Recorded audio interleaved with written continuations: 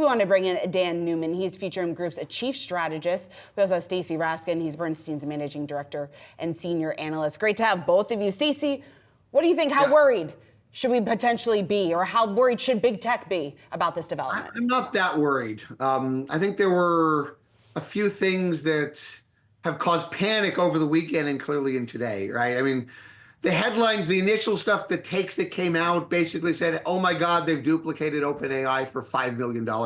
They did not duplicate OpenAI for $5 million. And we can go through why.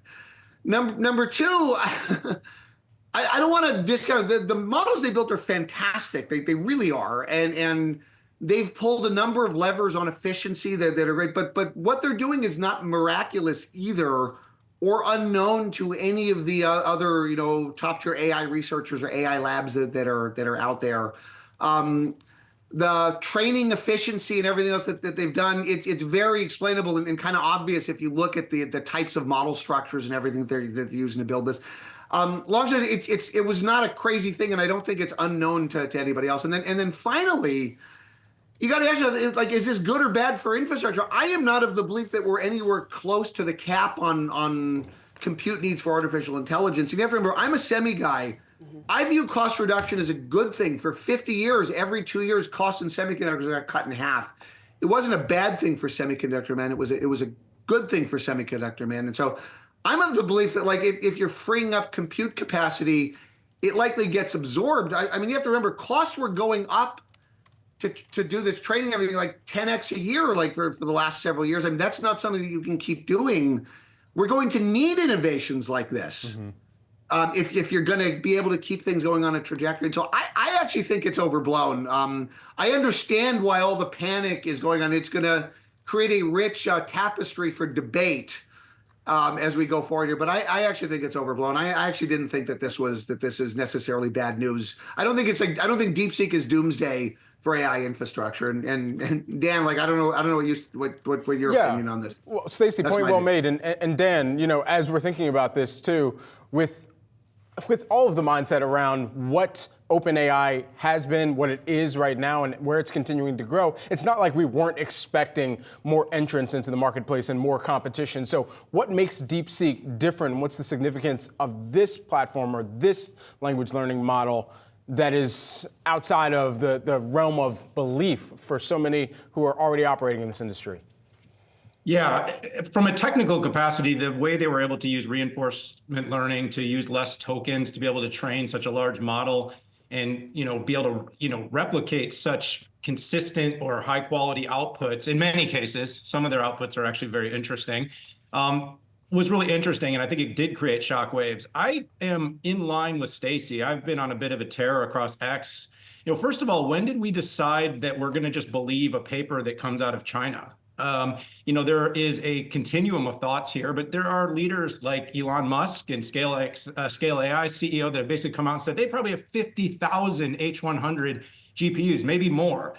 And so it's not obvious right now that everything they're sharing is exactly accurate. And it's not unlike China to potentially try to play a little bit of psyops with Americans and the markets to see how we would react. I think the progress is good, though. As Stacy said, look, if we can get this Jevons paradox thing where we get more compute, it's not going to stop and people aren't going to be like, we need no more. What's going to end up happening is companies are going to move faster. And I'll make one more point, is that ultimately we've looked at the possible bubble around AI, around too much cost on CapEx and not enough consumption or revenue generated by these ISVs, platform companies. Well, guess what? If we can create models more inexpensively, if we can use compute more efficiently, these SaaS providers, the Salesforces, the ServiceNows, the Microsofts, those companies that we're saying they're not driving enough revenue, they'll be able to build their models cheaper, they'll be able to create solutions with less overhead expense, and they're going to drive more EPS. So I just think the market's completely missing this one.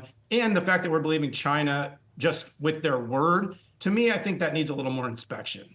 Stacy, does this at all shift that longer term narrative surrounding efficiency, surrounding spending? No, I mean, we need efficiency. So, I'll go back, like at the Hot Chips conference a couple of years ago. Hot Chips is like an emerging chip conference. They have it at Stanford every August. And I think it was 2 years ago, NVIDIA's chief scientist Bill Dally gave the keynote, and he was talking about in this context it was GPU performance improvements, but think about that in terms of compute improvements. And he was talking about how like over the prior 10 years they'd improved GPU performance by something like 1,000x, and it was a variety of things. Some of it was process tech, some of it was lower numerical precision, some of it was sparsity and architectures and all these kinds of things, but 1,000x. And what he said is over the next 10 years we want to improve it by another millionx. Again, if you sort of have a view of where the compute requirements need to go to achieve some of the things that everybody in this industry wants to achieve, we need efficiencies from wherever they're going to be coming from. And so, no, I don't think it changes that long-term like narrative. And in fact, we've even seen this. You have to remember, DeepSeek started release like the V3 model, not the reasoning model, but the chat model came out in December. Like this is not new. And even just last week when all this was coming out, we got a number of data points that clearly show, at least at this point, spending's going up, not down. So Meta significantly increased their CapEx.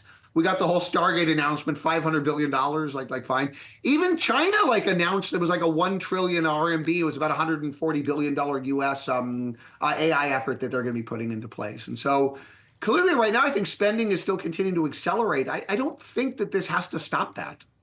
Just lastly, while we have you, Dan and Stacy, you're welcome to answer this very briefly after Dan. But for investors that have been trying to figure out where the dip buying opportunities are and have been waiting for a dip, this seems like a pretty massive dip that we're seeing here going into the open. Should investors feel comfortable buying in on some of these names with this dip? The secular trend isn't changing. And so AI, I see this as an opportunistic moment. Like I said, I actually think some of the second and third network effects that have come up, but not as much direct ability to ascribe value from AI. So I look at the SaaS players, I look at some of the platform players and the cloud players that have been making big CapEx spend. Jevons paradox. I think we're going to see more demand. We're going to see more interest. I think companies can move faster and they can drive EPS expansion.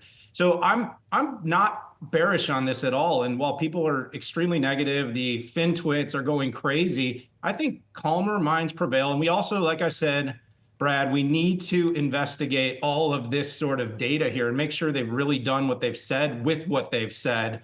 But I think we're in a good position. I don't think this is a long-term dip. Yeah, Stacy, quick comment.